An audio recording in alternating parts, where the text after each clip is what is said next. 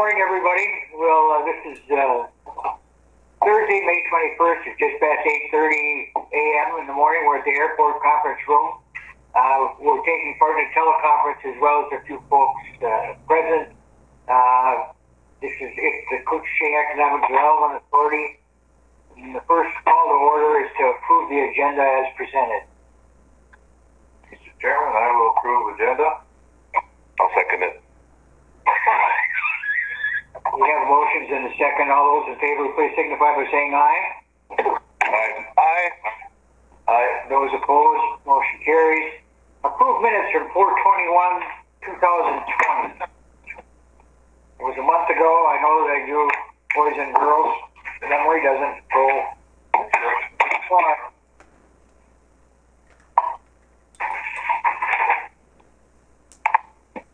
Will yes, Mr. Chair. Motion by Commissioner McBride.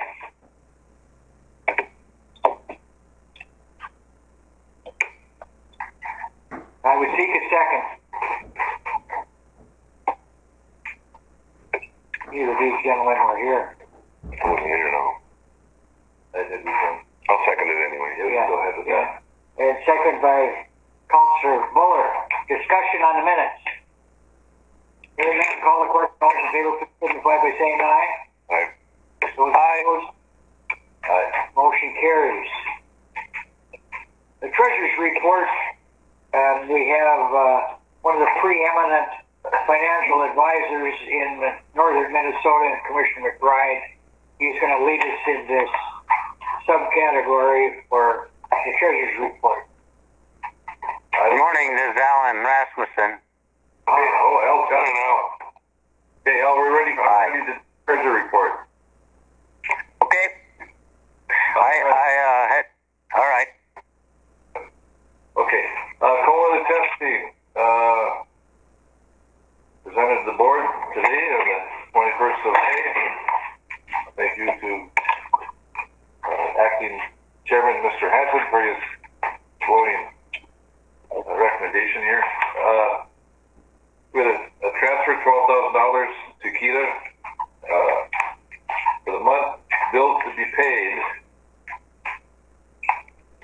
JLR $1,193.40. Unpaid bill for COLA testing $4,759.81. And then we have another COLA testing, which is Minnesota Power for $1,408.02 for a total of $6,167.83. And just looking at all the bills, everything looks in order. Nothing out of the ordinary. Paul or Kyra, anything COLA that sticks out? I would just add that because JLR suspended, their plan was to keep staff here all summer and to continue to drive some routes, local durability cars, but they've suspended all operations due to the pandemic. So I reached out to Frontier and see if they would allow us to put the phones and the internet, because it is fairly expensive, a monthly charge, and it is at the request of JLR. So I just asked them if they could put it on holiday for 3 months to give us a little break during this time, and they agreed to do that. So next month we should see a break in that. Other than that, I've suspended all projects related to the cold weather this summer until we, and I'll touch on just my concerns with the budget later on, but right now we're just basically finishing up and getting through the season. So okay, with that, thank you, Paul. Carrie, nothing on that. Okay, with that, I would move to pay for the testing bills in total of $6,167.83. I'll second that, Harley.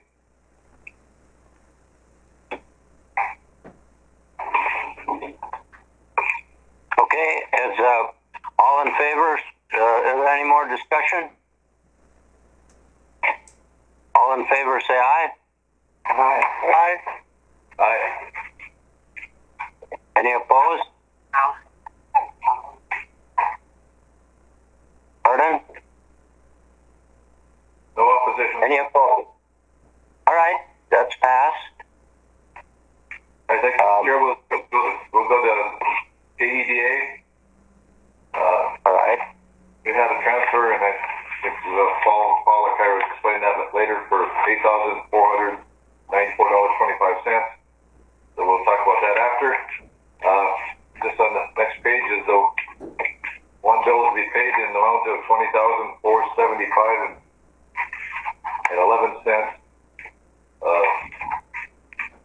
Very, very, very good control. There's not many bills out there other than, obviously our salaries. So with that, I would move to pay $20,475.11 for KEDA bills.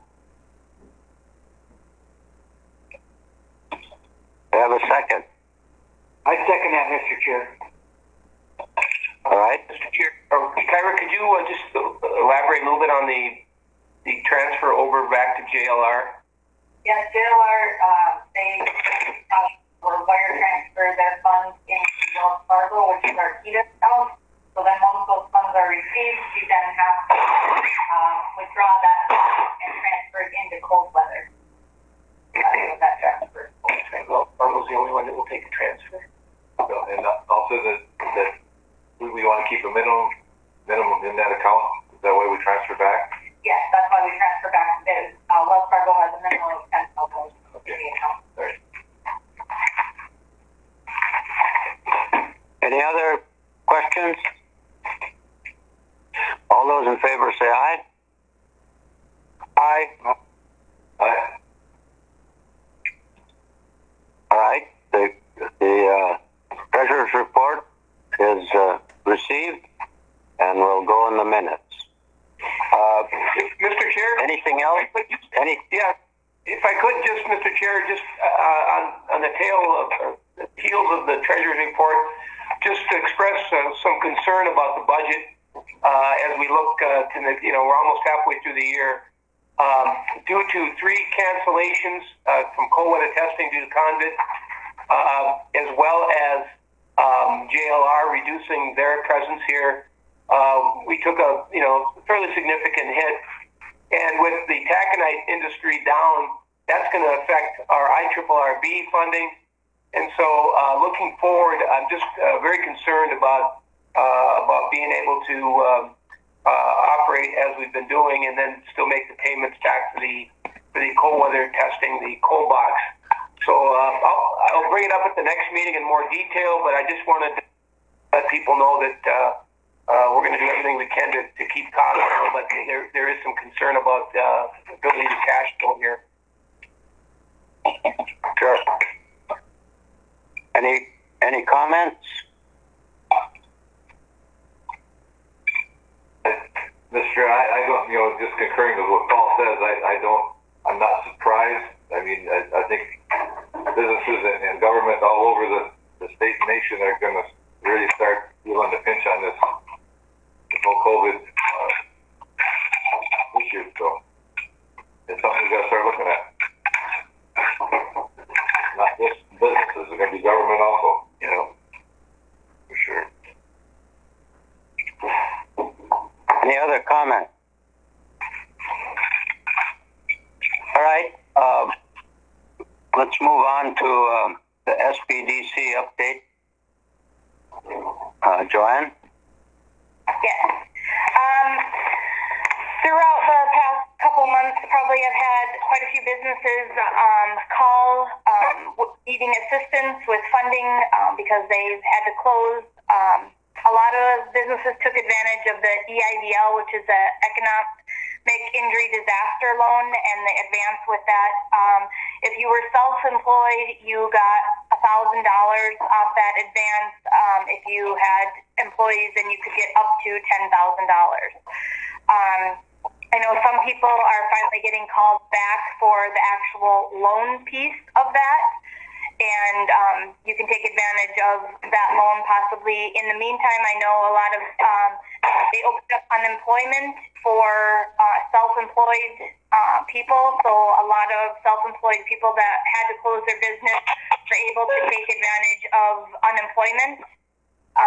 Some still are, and that lasts till the end of July, I believe. There was also the Paycheck Protection Program, and I know that some businesses in town did take advantage of that.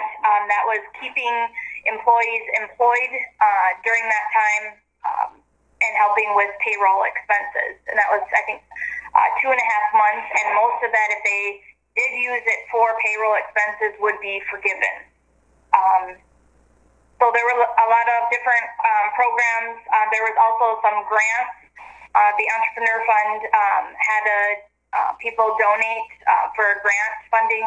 There were 2 different rounds of that.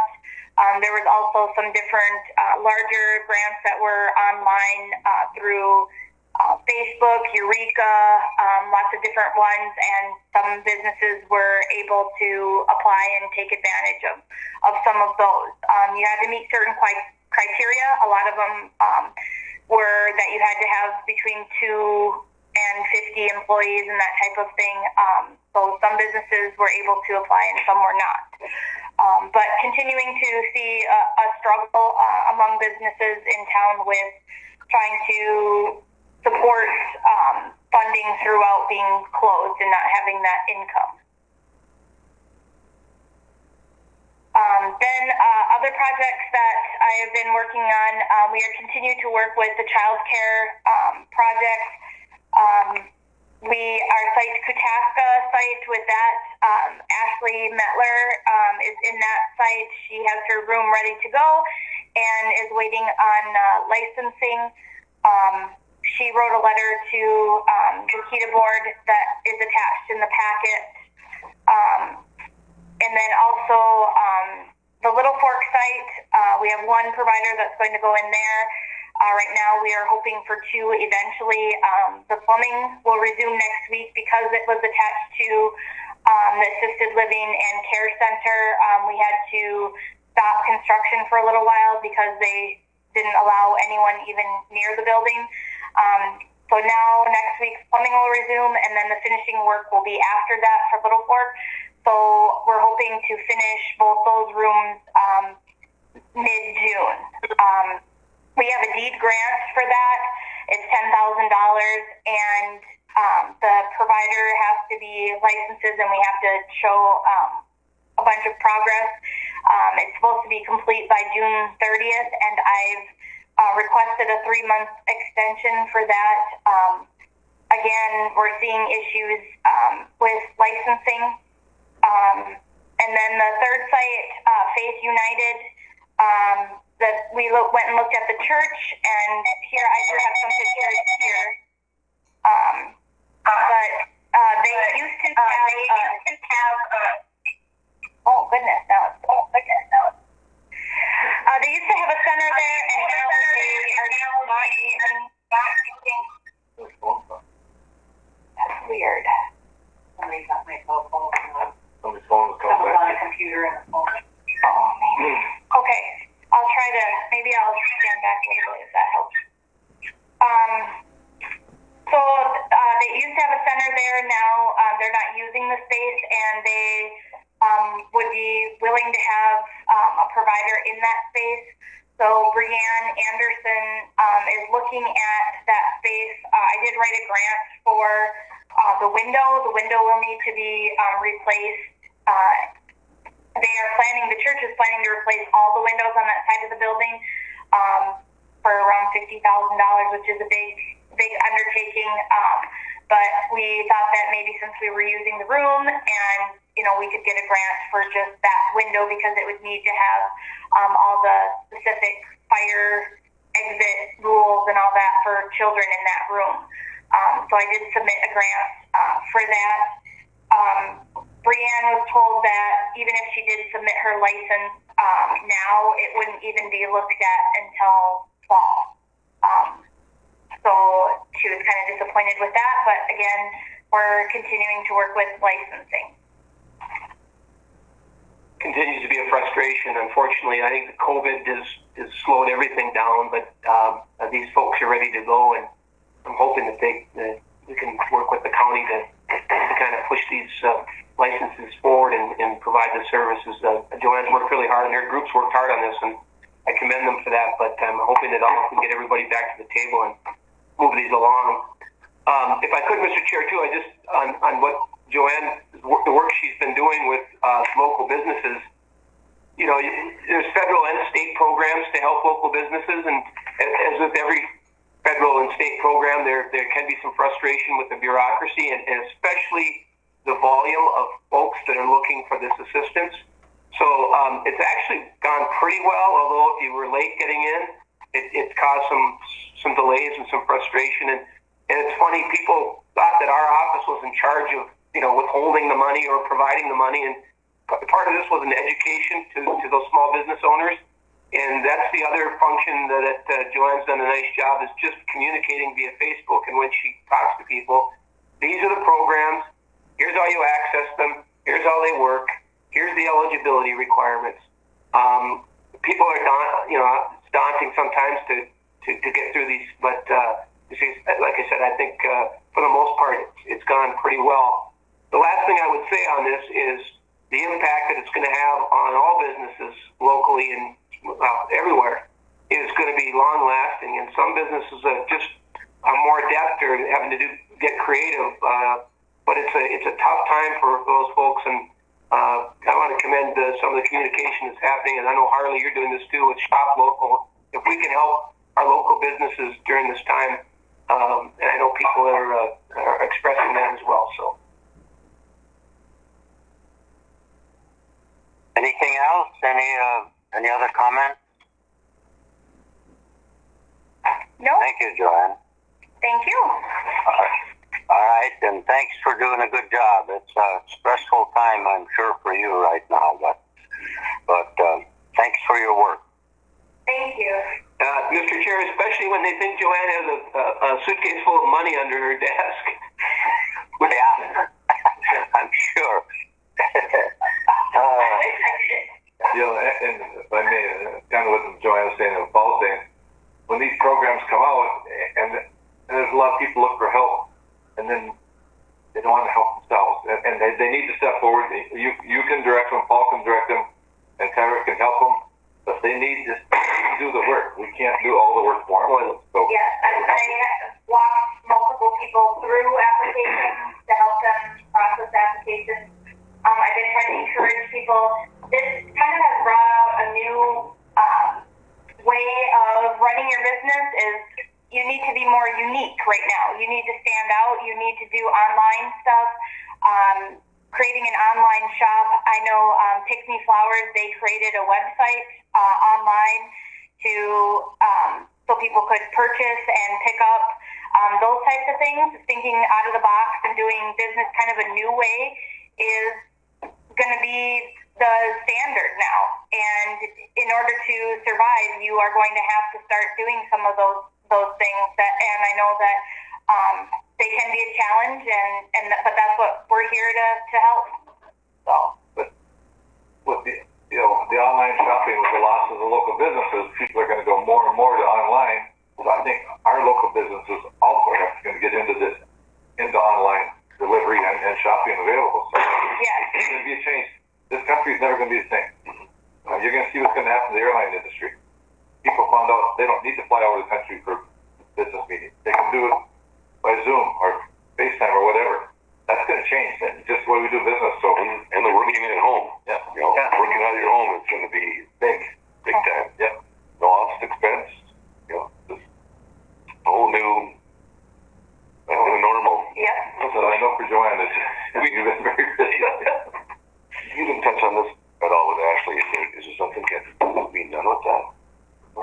Is there something that can be done for? At this point, I'm not sure.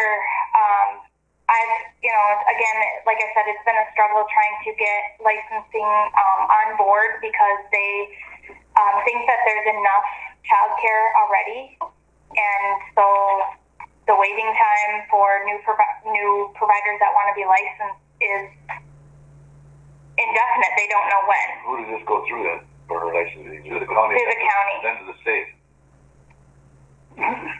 Representative Eklund, Hill? Has it stopped at the county or has it stopped at the state?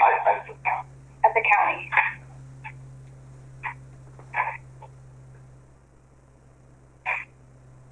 Any other comments, questions of Joanne?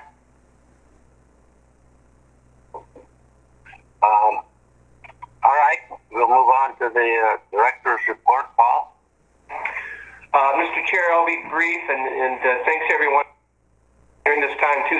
The whole concept of getting together for meetings has changed, and it's been sometimes challenging, but anyway, we're getting through it. It has been, as you can imagine, quieter, but I've tried to maintain a presence in the office and then directing people to Joanne or Kyra if need be, or the airport. But a couple of things I would touch on. The International Falls Business Park expansion plat is finally in front of the city for approval. It's been a process, but I think it's been worth it because we've had some edits that make sense, especially in terms of the Highway 53 project and some easements regarding utilities. If you're driving along Highway 53, you can see a lot of utility work is being done now in the anticipation of the project. And maybe, Walt, you can touch on when that formally will get underway. I've also been working with Winseth Engineering, which is the firm the city contracts with, on a deed grant to provide a partial match for the asphalt and curb and gutter on 22nd Street into the business park, and we submitted that last week. I was working with Gail of Winseth, who was very good, and I'm hoping that we can be successful there. Also working with, and they've been in front of this board, L&L Constructors, who expressed interest in a couple of lots within the business park. And as they started to put their site plan together and actually measure out setbacks and trailer lengths and shop and office buildings and vehicles, they were really concerned about space restrictions within those two lots. And so they are currently, they put a pause on that, and they're looking at alternatives within the city. And it does just show that even though it looks like a lot of acreage in that business park, when you a lot of those lots are just over an acre, that isn't really big, especially if you've got trailers and the type of operation that they have. So bottom line is I want them to be successful wherever they go. So if we can help them, we certainly will. Otherwise, they have to go where it makes sense for them to go. I did want to touch on the KTI, Koochiching Technology Initiative. We continue to meet. In fact, we met yesterday. We're reallocating some of the initial planned monies to support some COVID-19 initiatives, including a UV cleaning device that we've purchased, and as well as securing a mobile network in partnership with the county and the county's emergency management office. So I appreciate Blandon's ability to let us be flexible and divert some of that money where there's an immediate need. And one other thing that we're working with to partner with the county, local school districts, and the Range Association of Municipalities and Schools. We're gathering data on broadband service throughout the county broadband speeds. And so we're putting out some information on where people can go at home and input their internet speeds, and then it uploads and it provides data on a map to show where the broadband speeds are throughout the county. So we're asking people to participate in that. And as Kyra noted yesterday, she did it at home. And what were your speeds, Kyra? 1 up or 1 down and 0.3 up. Which essentially means she has little or none in terms of broadband. So anyway, that group continues to meet, do good things. Your Ticket Home continues on. We're working with our partners. Big Fish, that's our social media strategy. They're changing things up monthly, and we're working with the school alumni groups to broaden our email database to just strengthen that whole program. And a couple last things. I visited Green Tech Manufacturing recently. They've got a new powder coat paint booth that's significant investment, and it's impressive. There's nothing like it in the immediate region. It's large, and it allows them a lot of flexibility and quality, and just makes their whole operation there stronger. And they mentioned that they have real strong sales at this point. So throughout this COVID, that's a business that's looking to hire people and is seeing real strong sales. So it's a good news story in the middle of all this. And I continue to work with the development group that's looking to build a hotel on Highway 53. They're getting their finance package together, and we'll be looking to the city and county for potentially for tax abatement. And I've also been in contact with another hospitality group that is looking at another location within the city. That's preliminary, but it's coming together, so we've got two opportunities for outside investment. And with that, I'll entertain any questions. Any questions for Director Nevena? Thank you. All right. We can move on to, and by the way, I didn't have the right numbers to start with, and then checked the iPad and found that that's why I was late, so I apologize. And who do we have in attendance? Nobody. Commissioner McBride? Okay, who's on the phone? Wade. Harley. Who? Wade?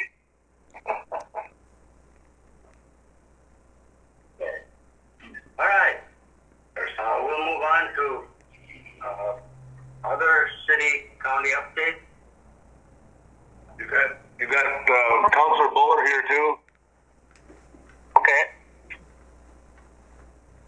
Mr. Hanson from the Out County. All right.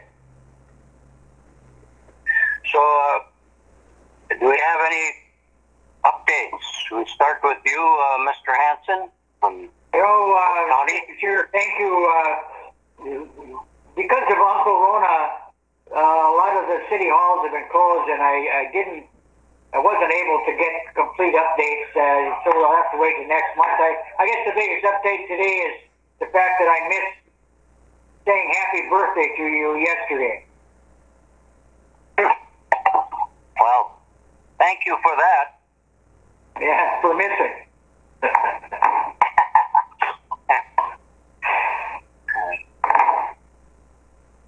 All right. City. Any updates from the city? Yeah, we had a couple of our bids came in for work. Our CIP plan for this year came in roughly $500,000 under budget. We also had the bid was the bid was let for the city CIP, and that was going to KGM, $500,000 under cost. We also got the bid in from Highway 53. That came in $2 million over the engineer's estimate. We're looking to see how that's going to play out for the city.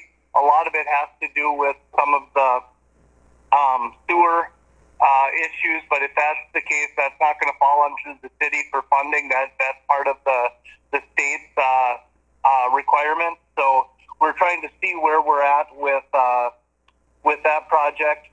So we did do our bonding for the city CIP. That came in, the rate was way lower than what we had expected, and we saved approximately $93,000 on that from where we estimated it was going to be. So we have some positives and we have some negatives on our project that we're doing this summer. We're just getting ready to start doing our budgeting for next year. We're anticipating the state cutting some funding for cities. I assume that the county is going to be looking at that as a real option as well. So we have been ambitious on what we want to do for the next 5 years. There was some funding requirements that we needed to lock up this year for next year, and now that's kind of in the balance with where we end up. But as the most part, I appreciate what Paul has been doing. The hotels that he had mentioned, we have been in contact with, both myself and him. There's been a lot of work being done. We're anticipating the Highway 53 project to get started here relatively quickly. As for the other one, we're working our way, and I think it just shows that as this economic downturn, there are still positives that we have here in our community. So that's what the city has right now, unless Walt has something else to add. No, I don't. That's great. Very good. Thank you.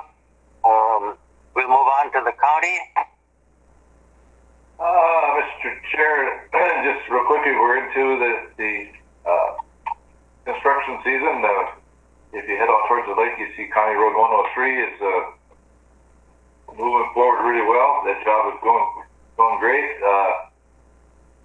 Other than that, it's just a few problems and questions are being asked now of opening up of public offices, and we'll be moving forward with discussions on that.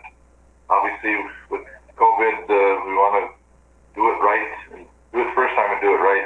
But I understand the public's concern. I mean, the governor's feeling it, the state offices are feeling it. So, and at the local level, we're starting to feel that people want to see the representatives. They want to see the people that work for them. So I understand that, especially at the other treasury office where people come in and pay their taxes. They want to see where their money's going. They don't want to put it in a drop box, and I understand that.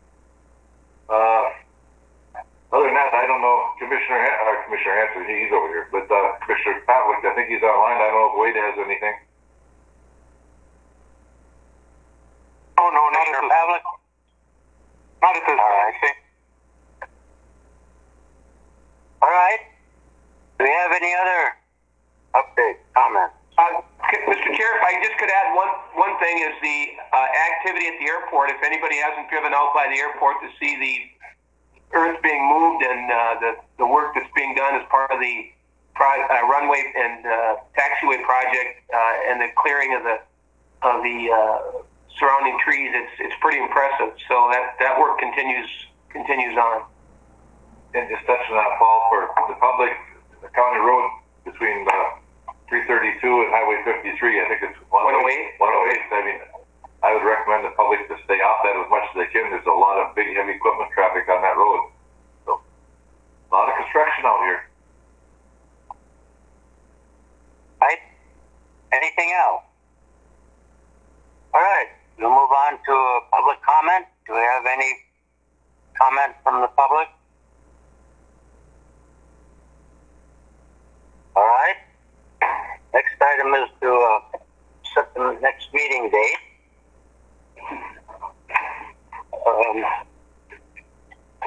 That would be June. Chair? Mr. Chair? Yes. Commissioner McBride. Yeah. With Paul and Kyra the other day, the end of the month is getting tougher and tougher because that's when just about everybody wants to meet to pay their bills. So we get so many times we get meetings on top of each other, and it gets harder and harder to get a quorum for some of these meetings. So we need to be very selective when we have it. All right. Do you have any suggestions, Commissioner McBride?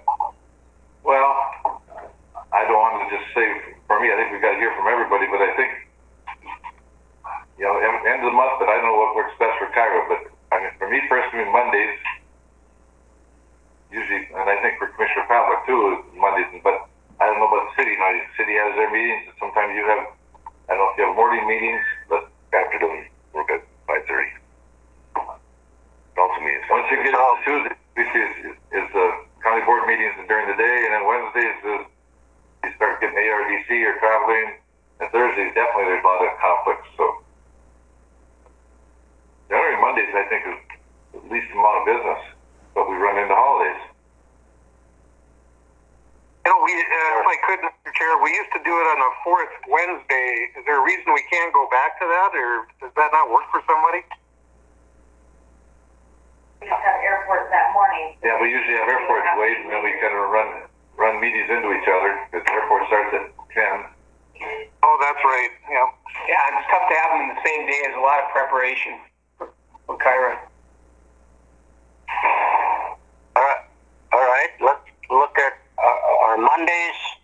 Are Mondays a problem for you, Harley? Did you say? No, I can make anything. The one thing I would really like is if we could come up with a set day rather than trying to come up with them. Because if I have a set day, I know where I have to be that day of the month. So, but I'm open to anything. Fourth Monday. If fourth Monday, except for holidays, then we'll make that move on fourth Monday. Yeah, and I know holidays you're usually going to get are Memorial and Labor, so you have to move it twice. Let's go fourth Monday. 29th of June. It'll be the So the 20th. fourth Monday looks good for people? Fourth Monday. Okay, fourth Monday. All right, 22nd. Works for me. And we have. So the next meeting would be June 22nd at 10 o'clock. Is that correct? 10 o'clock would work. Oh, 9 o'clock. 9 o'clock? 9 o'clock? 9 o'clock will not work for me because we have at least for the foreseeable future, we've got the conference for the county on the virus from 9 to 10. That's right. He does have that. Right. He's involved with that. Let's start at 10. Okay, late today. So, You ready? Yeah, well, just preparation and stuff on Mondays. 10 o'clock would be better, right? Until the COVID meetings are done. Till it yeah. how about 8 o'clock? 8 to 9. 8 to 9? I might be. Anyone object? Yeah, we'll make it work. Start there. All right. June 22nd at 8 o'clock. Okay. Everyone agree? Fourth Monday. Yep. All right. Perfect. Take that. And then we'll try to keep that date. I mean that fourth Monday of the month, or at least for the foreseeable future. All right. Thank you all. Thank you. Oh, We'll move on. I could. Yes, please. The best place to watch an F-16 flyover is right on the runway here at the airport. Next to Thor, who had ear protection on, and I didn't. Was it loud? It was loud. Did they come in from the runway? They came just a couple hundred feet over there. Just FYI. No, they came right over top. Okay. Hospital. Anything else? Any other business? All right.